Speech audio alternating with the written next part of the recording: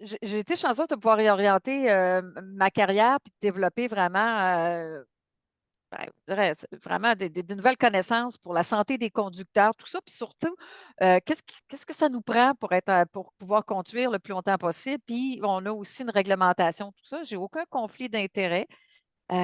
Puis je commence sur quelques statistiques, mais vous voyez, ça, c'est mon nombre de personnes qui ont un permis de conduire qui est valide au Québec. Puis regardez, j'ai quand même 12 000 personnes en haut de 90 ans, là. Fait que c'est pas vrai, tu sais. Fait que j'en ai. Puis qu'est-ce que ça prend pour conduire encore en haut de 85, 85? Bien, on va regarder ça ensemble. Un peu de statistiques aussi.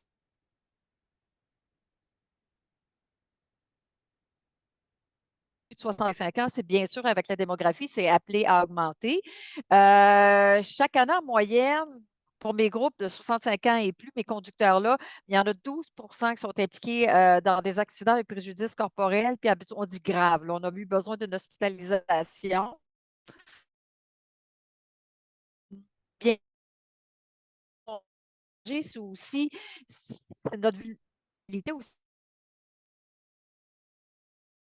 Bien sûr, si on a un accident, une fracture, on a plus de risques. Fait que c'est pas, il y a ça qu'il faut prendre en compte dans qui est la résultante de notre accident quand on a en haut de 65 ans.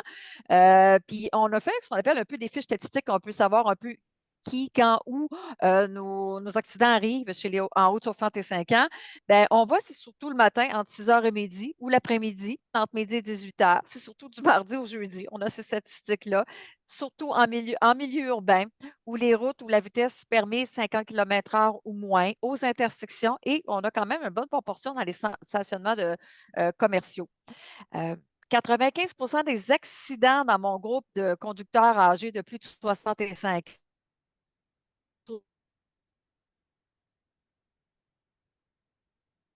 dire que moins on est exposé, moins on s'entraîne, plus on devient un petit peu à risque. Fait que ça, on va en reparler un petit peu. 45% aussi, pratiquement un sur deux des accidents arrivent proche de chez nous, tu sais, 5 km du domicile. Mais 65 ans et plus portent beaucoup plus la ceinture. S'autorégulent, ça veut dire qu'ils s'adaptent, hein, ils adaptent leur conduite, ils ne se mettent pas dans le trou, je pourrais dire ça. Puis par contre, quand on voit aussi un petit peu dans l'autorégulation, ben, ça ne règle pas tout. Des fois, il faut questionner pourquoi j'adapte ma conduite, j'adapte-tu ma conduite parce que j'ai un problème médical qui était adressé ou j'adapte ma conduite parce que je n'ai pas besoin d'aller me promener dans le trafic à Montréal à 5 heures. Je peux faire mes commissions avant. Alors, c'est ça dans la question de l'autorégulation. Il faut se poser la question pourquoi je le fais, puis comment je le fais, puis est-ce que je le fais bien. Et puis, on a quand même un pourcentage de distraction puis de comportements imprudents, inadéquats. Mais dans les comportements imprudents, c'est classé comme ça. Ce n'est pas des grands excès de vitesse. C'est comme quand on fait des fautes au Code de la sécurité routière, le CSR. Donc, on voit des difficultés dans le virage à gauche, des difficultés dans le dépassement, dans les arrêts à 4 intersections, puis des difficultés à céder le passage.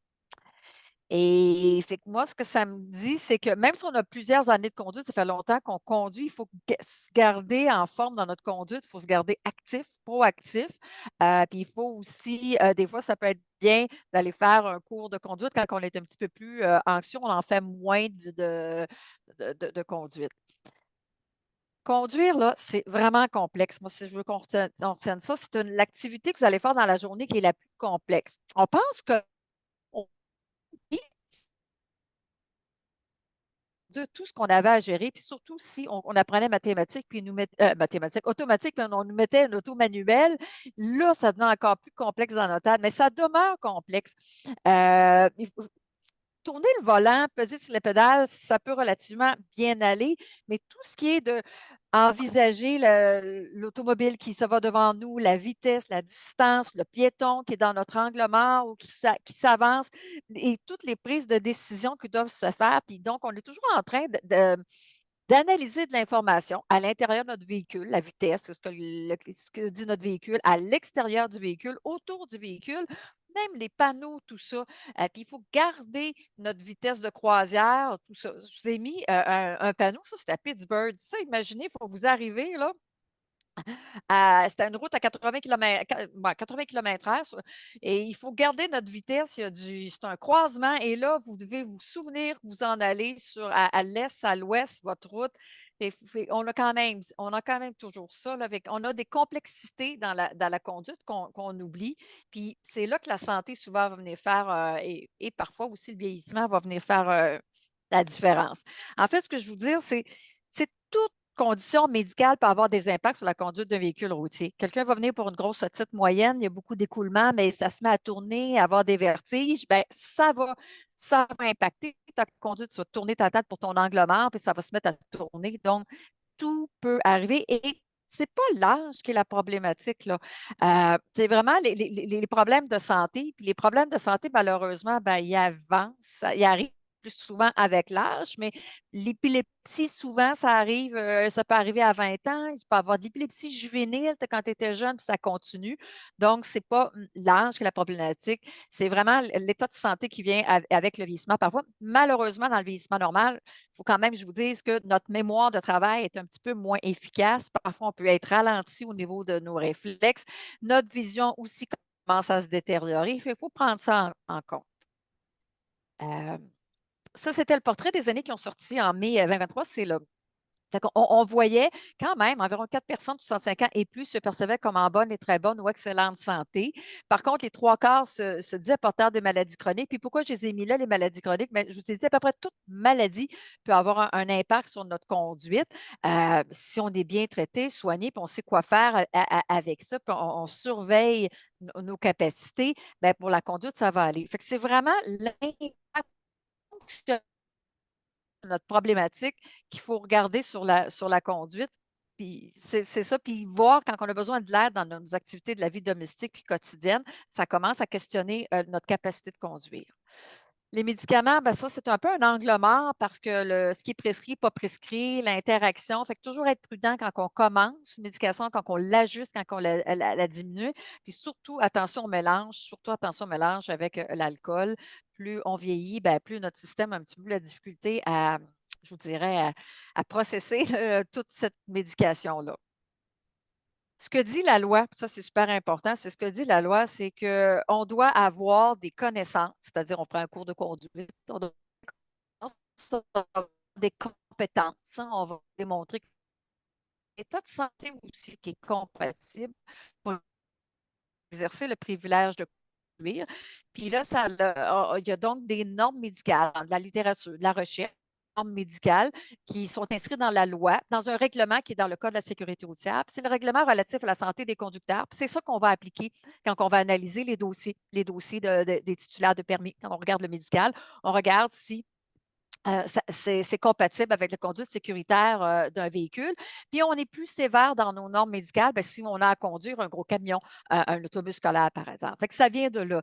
Puis légalement aussi, dans l'article 95 du Code de la sécurité routière, ben, on se doit d'aviser la Société d'assurance automobile dans les 30 jours que notre état de santé a changé, qui pourrait avoir un impact sur la conduite. Donc, alors, quelque chose qui est quand même permanent. Je ne vous dis pas, avisez pas, vous êtes cassé le bras, le plan va partir dans 6 semaines. Mais on a fait un AVC, il faut nous aviser. On est porteur d'un diabète, il faut en aviser parce qu'on va avoir besoin d'évaluer l'impact de ces problèmes de santé-là. On peut aussi nous aviser quand on renouvelle le permis de conduire. Il y a en bas, toujours de notre permis, là, les petites cases à clocher. Puis ça peut être fait aussi au téléphone, en centre de service. Ça peut être fait sur Internet, sur notre site aussi. Alors, l'état de santé affirmé, l'autre façon, fait qu'en dehors de ça, ben là, on va faire un dépistage, je vous dirais un petit peu plus de la population. On va faire un dépistage selon les classes de permis. Donc, mes classes de permis professionnels, scolaires, mes gros camions routiers, ils se doivent d'avoir une évaluation médicale avant d'obtenir le permis. Puis après ça, il faut qu'ils soient suivis. Puis ils soient suivis plus régulièrement encore s'ils traversent aux États-Unis parce qu'il faut se mettre aux normes américaines. Nos normes au Québec sont les mêmes qu'aux normes canadiennes. On est tous comme pareils. Et puis donc, à 75 ans, selon l'âge, ben, au Québec, à 75 ans, c'est quand même assez récent, là, 2021, on va envoyer un formulaire d'autodéclaration médicale où là, c'est nous, comme titulaire de permis, comme personne, on va répondre aux questions, puis on va cocher oui ou non. Puis c'est obligatoire, c'est-à-dire si ce n'est pas retourné, on va rappeler, on va dire, hey, c'est obligatoire, là, j'ai besoin de votre autodéclaration. Si vous ne le renvoyez pas, ben, on va communiquer, on va dire, ben là, vous n'avez pas soumis l'autodéclaration, je vais vous envoyer chez le médecin et chez l'optométriste d'abord. Donc, l'autodéclaration à 75 ans vous permet de dire, ben oui, puis ça marche. C'est quand même assez nouveau, ça marche chez les gens. Puis là, ça permet d'envoyer le bon patient au bon moment. Puis que si on lève la main, on dit, ben oui, ben oui, j'ai un diabète. Puis là, on va regarder l'impact du diabète, par exemple, sur votre conduite. À 80 ans et aux 2 ans par la suite, ben, je vous l'ai dit, malheureusement, quand on vieillit, on a un petit peu plus de problématiques avec notre santé, puis nos problèmes qu'on avait avant chroniques, bien, seulement sont plus difficiles à traiter. On a souvent plus de médication et aussi le vieillissement normal, juste de l'œil, par exemple. Mais là, on continue à vous demander un rapport d'examen médical qui peut être fait par votre médecin ou votre IPS. Ça prend donc des médecins et des infirmières praticiennes qui ont suivi une formation, qui vont faire de l'évaluation médicale pour voir qu'on a les capacités de conduite, puis notre examen visuel plus approfondi, soit par l'optométriste ou l'ophtalmologiste. Puis ça veut dire quoi être en bonne santé pour conduire? Ça ne veut pas dire ne pas être malade, là. Je parle du diabète depuis tantôt, mais si on a un diabète, il est bien contrôlé, on est suivi, on sait quoi faire quand ça baisse de sucre, on sait quoi faire quand il est haut, on sait qu'on le vérifie avant de conduire parce qu'on a plusieurs heures à conduire, c'est correct. C'est correct. On a un suivi, on sait quoi le faire, mais il y a quand même des choses aussi. On sait que, par exemple, si on a fait une hypoglycémie, une baisse de sucre, puis qu'il y a nécessité que l'ambulance vienne nous chercher, nous transporter à l'hôpital pour établir, bien, c'est correct. Là, il faut arrêter de conduire pour un certain temps. Puis avant de pouvoir reprendre la conduite, il va falloir que tout ça soit stabilisé. Il y a des choses ici qui sont jouantes qui vont soit quelqu'un qui a une dilatation d'un gros de l'aorte, le gros vaisseau sanguin, abdomen ou thorax, qui est aveugle, de rupturé, d'éclater, mais ça fait du sens on ne veut pas que ça l'éclate chez la personne. On ne veut surtout pas que la personne soit derrière le volant. Donc, il y a certaines conditions médicales comme ça qui sont assez précises qu'on est capable de dire, ben non, on ne prend pas le volant. Ça prend un certain temps aussi après une chirurgie avant de pouvoir prendre le volant. Ça prend un certain temps si on fait de l'angine avant de pouvoir reprendre à conduire. Mais ça veut dire, dans la vie de tous les jours pour nous autres, c'est d'être capable de bouger avec facilité toutes les parties du corps. Fait que moi, je me dis toujours, là, j'imagine mes patients, je voyais mes patients, là, es-tu capable d'embarquer dans son auto? Es-tu capable de retourner sa tête, ses épaules, son angle mort, de s'attacher? Es-tu capable d'avoir les mains, son arthrose dans les mains, là, les mains tellement toutes déformées? Es-tu capable de tenir le volant de façon suffisante et avec sécurité, qui va être capable de tourner au dernier moment? C'est ça, évidemment, comme une bonne santé, avoir une bonne vision, hein? Voir de loin, voir de près aussi, voir nos instruments, voir ses côtés, qu'il n'y a pas d'angle mort, puis qu'il n'y ait pas de trous partout à cause de la dégénérescence maculaire, par exemple, ou que les trous de la dégénérescence maculaire sont tellement pas dans son champ de vision pour la voiture. Les bons réflexes, toujours pourquoi? Ben, il faut freiner rapidement parce qu'on conduit pour nous, on conduit aussi pour les autres, on conduit pour tous les usagers qui sont vulnérables autour de nous aussi. Puis il y a souvent des imprévus. Et il faut bien s'assurer qu'on est capable de traiter aussi plein d'informations en même temps. Bien là, c'est notre tête, c'est notre cognitif, c'est notre cerveau qui doit être capable de gérer ça.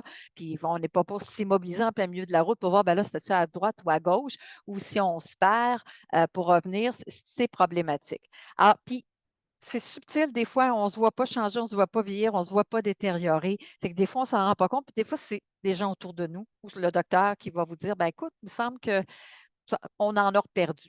Alors, même si on a une bonne santé, plusieurs années d'expérience, ben, il faut quand même, avec le temps, comme je dis, il y a des choses qui sont plus subtiles qu'on ne s'en rend pas compte. Même la famille ne s'en rend pas compte. Puis qu'à l'examen, le médecin ou l'IPS va se rendre compte d'avoir regardé votre œil. Mon Dieu, ça commence à être flou, il semble avoir une cataracte, je vais vous référer. Vos réflexes, vous avez perdu vos réflexes en dessous au pied. On a vérifié avec une petite aiguille ou un petit trombone, puis vous ne sentez plus quand on examine en dessous du pied, bien là, ça va avoir un risque là, pour la conduite. On ne sentira pas la pédale, on ne pourra pas euh, un rapport d'examen médical et visuel à remplir. Dans tous ceux qui reçoivent le rapport médical et visuel, puis c'est ça aussi, c'est que c'est pas la majorité là, qui ont un permis qui va être suspendu pour l'état de santé. Loin, loin, loin de là. OK. Mais je vous dirais, la grande majorité, il va avoir quelque chose à faire. Il va peut-être avoir une restriction, bien, continue plus de nuit parce que la cataracte vraiment n'est pas encore opérée. Puis là, l'optométriste va dire, écoute, il y a trop de flou, il ne voit pas bien le reflet, il va commencer à avoir des halos, il est mieux de ne pas conduire quand il pleut, tout ça. Il y en a que ça va être seulement une condition, je trouve, permet de dire, ben, dans 4 ans, je vais revérifier votre état de santé ou dans un an, votre diabète semble un petit peu difficile à contrôler. Dans un an, on va vous redemander d'aller voir votre médecin pour nous dire comment votre diabète, y a-t-il une atteinte dans vos reins, une atteinte dans vos yeux, ou dans vos pieds. Alors, fait que c'est pas, c'est donc, inquiétez-vous pas, déstresser, la majorité garde leur permis puis dans les conditions. Qu'est-ce qu'on peut faire? Puis qu'est-ce qu'on peut faire d'autre comme personne? Puis qu'est-ce que notre entourage peut faire? Ben, on peut se poser un petit questionnaire. Ça, je vous ai mis les liens aussi sur les sites. Puis c'est tout ça qui, quand on a répondu ah oui, à une de ces questions-là, ben là, il faut s'asseoir avec quelqu'un, un autre professionnel de la santé, puis dire, ouais, j'ai-tu un impact d'un problème de santé sur ma conduite? Je suis encore sécuritaire? Je peux-tu régler le problème? Ça ne veut pas dire de plus avoir de permis, mais exemple, je vous donne l'exemple de l'arthrose des mains, les mains toutes déformées, mais quelque chose de relativement simple qui s'appelle une boule au volant, que le médecin l'ergo peut prescrire, il va vous rendre sécuritaire puis vraiment un meilleur conducteur. Alors, vous les avez ici, c'est tiré sur le site. Alors, ce qu'on a, mais si on est limité dans les mouvements qu'on a nos volants, si on a vraiment beaucoup d'arthrose dans le cou, on n'est plus capable de faire notre angle mort, ben, il y a des adaptations, des gros miroirs spéciaux qui peuvent être installés aussi, qui peuvent vous aider à compenser avec un ergo. euh, on peut regarder ça. Bon, si on est confus, on a la difficulté ou si notre cerveau devient surchargé de trop d'informations, c'est parce qu'on est anxieux, c'est parce que le cerveau n'arrive plus à faire le processus d'analyse, tout ça, bien, ça vaut la peine d'investiguer ça avec notre professionnel de la santé, notre médecin. Euh, Oublier où on est rendu, c'est une problématique aussi. S'arrêter à un dernier moment à une intersection, je ne l'ai pas vu, le stop, je n'ai pas vu. Je ne voudrais pas ne pas avoir vu l'enfant qui a traversé. Euh, ou- pour vous aider à conduire, j'appelle ça le copilote ou le GPS humain. Ça m'inquiète. Moi, ça m'inquiète à ce moment-là parce que ça veut dire qu'on n'a pas toute la maîtrise à 100%. Puis notre voiture n'a pas un double pédalier de frein, puis n'a pas un double volant. Des difficultés à céder le droit de passage, c'est d'avoir de la misère à les voir, d'avoir de la misère à calculer la vitesse de l'autre, d'avoir de la misère à s'engager. Puis là, ça commence à questionner aussi sur la conduite. Certaines manœuvres sont plus difficiles ou à reculer, la difficulté à lire ou comprendre les panneaux de signalisation. Si on se fait klaxonner, insulter, interpeller parce qu'on est toujours plus lent ou on est toujours trop vite, trop agressif. On n'était pas comme ça avant comme conducteur. Ça aussi, ça soulève des questionnements. Si les proches sont inquiets, font des remarques, si les gens ne veulent plus monter avec vous, c'est vraiment des drapeaux rouges, puis vous avez des petits accrochages. En visite à domicile, j'aimais bien aller voir un peu comment ça fonctionnait. Je faisais le tour des voitures, puis je regardais un peu là, qu'est-ce que ça donnait, puis je revenais après ça là, discuter avec mon patient puis la famille. Euh, Fait que si on répond à oui, ou si vos proches répondent à oui, il faut s'asseoir et parler de la conduite automobile. Hein. Adapter sa conduite à ses capacités, je l'ai dit, ben là, on peut le faire. C'est-à-dire qu'on peut le faire, on peut juste prendre des périodes de repos plus longues lors des longs trajets, s'assurer qu'on ne se met pas dans le trouble en allant dans le trafic, des parcours qu'on connaît bien, puis qu'on prend le temps aussi d'apprivoiser nos parcours qu'on connaît moins.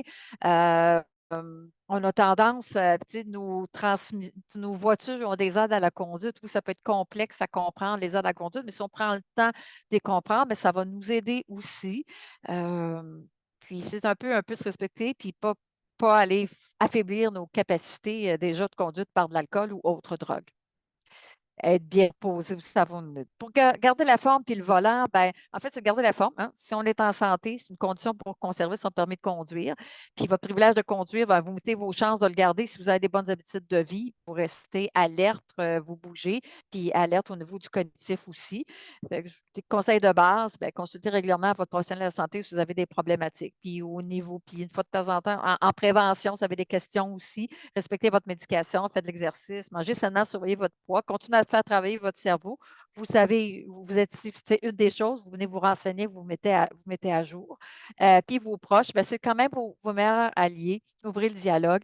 Puis dans la littérature, quand un proche est inquiet de la conduite là, de son père, par exemple, une fille, bien, écoutez, on regarde ça, c'est vraiment prédicteur d'un accident, là. Fait qu'on faut s'asseoir, écouter, puis qu'est-ce qui dérange tout ça.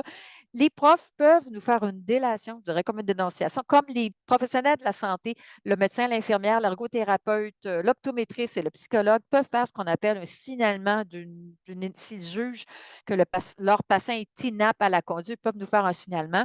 Mais les proches peuvent faire comme une dénonciation, c'est-à-dire qu'on va analyser ça, puis on va regarder ce qui est décrit, puis ça peut mener à une demande de faire évaluer médicalement son aptitude à conduire. Je trouve ça très station de conduite parce qu'il ne faut pas que ça soit une surprise. Puis on dirait qu'on attend à la dernière minute. On n'y pense pas. On pense à la retraite. On a 50 ans, je m'en vais à la retraite, je m'en vais en campagne, je m'en vais loin, loin, loin, loin. Je vais avoir 3 kilomètres de chemin à pelleter. J'ai pas l'hôpital, il n'y a pas d'épicerie, il n'y a pas de pharmacie. J'ai mon auto, ça va bien, mais du jour au lendemain, je pourrais avoir un accident puis avoir des grosses séquelles, je ne pourrais plus conduire. Alors, il faudrait commencer à penser, planifier retraite de la conduite. Puis quand on parle retraite de la conduite, ben, ça veut dire qu'il faut continuer à bouger. Il faut commencer à être mobilisé, il faut être capable d'avoir accès à nos loisirs, à nos amis, à notre famille, à notre épicerie, à notre médicament. On voit que les hommes, ils vont arrêter de conduire plus tardivement que les femmes. Les femmes ont tendance à un petit peu arrêter avant le temps pour être un petit peu moins pourrait continuer mon tendance un petit peu anxieuse, oh non, j'arrête de conduire. Puis les hommes, des fois, ont tendance à continuer un petit peu trop longtemps de leur capacité. Parce que je dis donc, la retraite de la conduite n'est pas planifiée. Il y a des conséquences d'arrêter de conduire. C'est dur, là. C'est pas facile. C'est un deuil. Donc, faut être accompagné de ce côté-là. Je vous ai mis Aînés Sécurité routière, le site web, j'ai mis de tout ce qu'on parle. Puis on a plein de publications d'intérêt. Et puis, je vais terminer par partage, mais ce que je veux dire, c'est pas le fait, c'est pas l'âge, c'est l'état de santé, OK, qui est super important. Puis quand on fait analyser l'état de santé, quand vous allez voir le médecin, l'optométriste, ben, ce que je cherche au bout de ligne, c'est que l'état de santé soit compatible avec la conduite sécuritaire, puis du véhicule, puis de la classe de permis de conduire que vous avez.